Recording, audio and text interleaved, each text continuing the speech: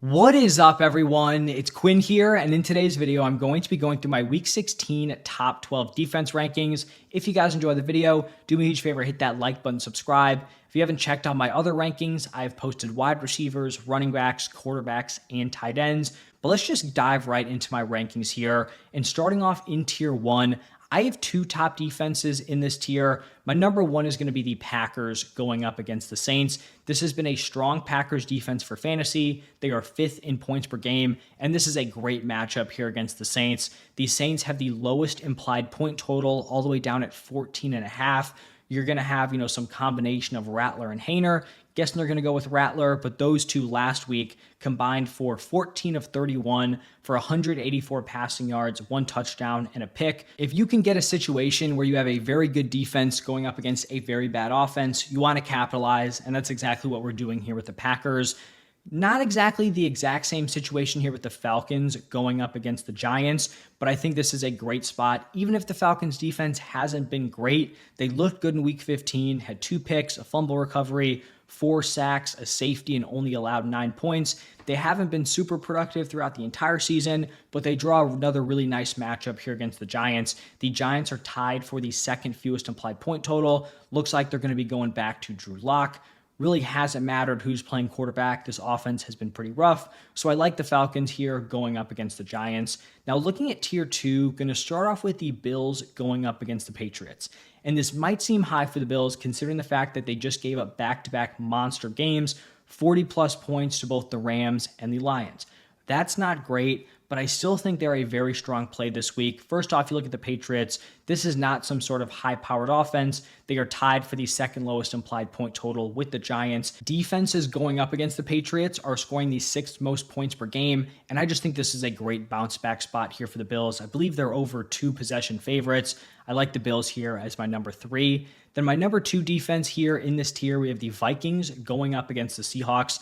On the season, the Vikings are second in points per game. Haven't been as dominant as of late, but they are coming off a nice game against the Bears. The Seahawks have the 8th lowest implied point total. You have Geno Smith dealing with some sort of knee injury. Their offense hasn't exactly been firing on all cylinders. I will say, if Geno cannot play in this one, you could potentially vault the Vikings up to, probably wouldn't jump them over the Packers. I could see the argument, but at worst, they would be number 2. I think Sam Howell sitting back there with the pressure the Vikings bring, that would just be a great fantasy option here for the Vikings. So this is assuming we're getting some form of Geno, even if he's limited. If Geno ends up not playing, would have them up even higher in tier 1.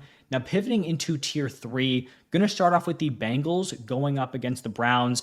And the Browns announced that Dorian Thompson-Robinson is going to be taking over as the starter. And initially, I felt like that was kind of a tough break here for the Bengals. Jameis, even though he can put up, solid counting stats, going to have a lot of pass attempts, a lot of volume. He's obviously very prone to turnovers. But then when you look into DTR, I feel like he's kind of similar in terms of the turnover prone stuff, but I feel like he just doesn't have the ceiling of Jameis Winston to go out there and actually put up a big point total. In his, 34 attempts this year, DTR is 15 to 34. He has 100 total passing yards, 0 passing touchdowns, 3 picks. The Browns are tied for the 8th lowest implied point total. And the Bengals, even though they have a rep, and deservedly so for being a really rough defense, they've actually been solid in back-to-back games. So in a great matchup, I actually think the Bengals are a pretty nice play this week. Then I'm going to go with the Colts going up against the Titans. Looks like Will Levis has been benched. It's going to be Mason Rudolph taking over at quarterback.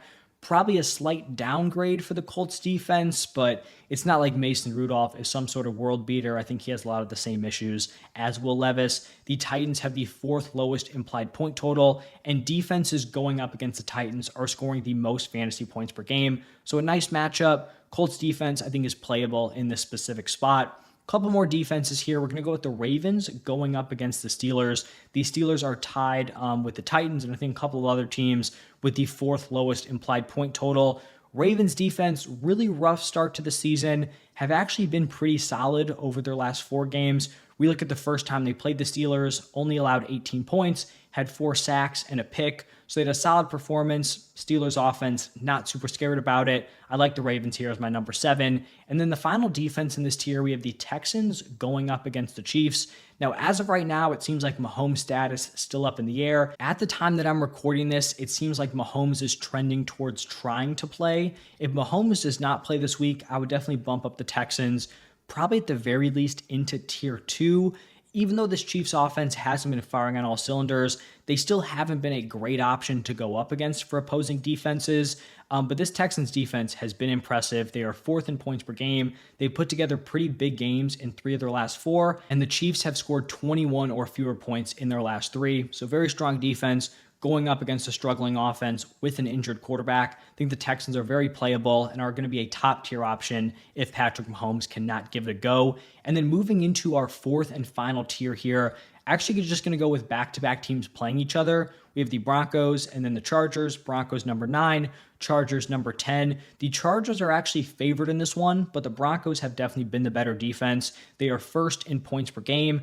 The Chargers have a somewhat respectable 22.75 implied point total, which, is pretty decent, so not something you'd typically be wanting to target. But you look at the Broncos' last 4 games, they've scored 13 fantasy points per game. They are giving up 17.5 points per game. They have 3 defensive touchdowns, 7 interceptions, 14 sacks, 3 fumble recoveries. So this Broncos defense is playing at a very, very high level.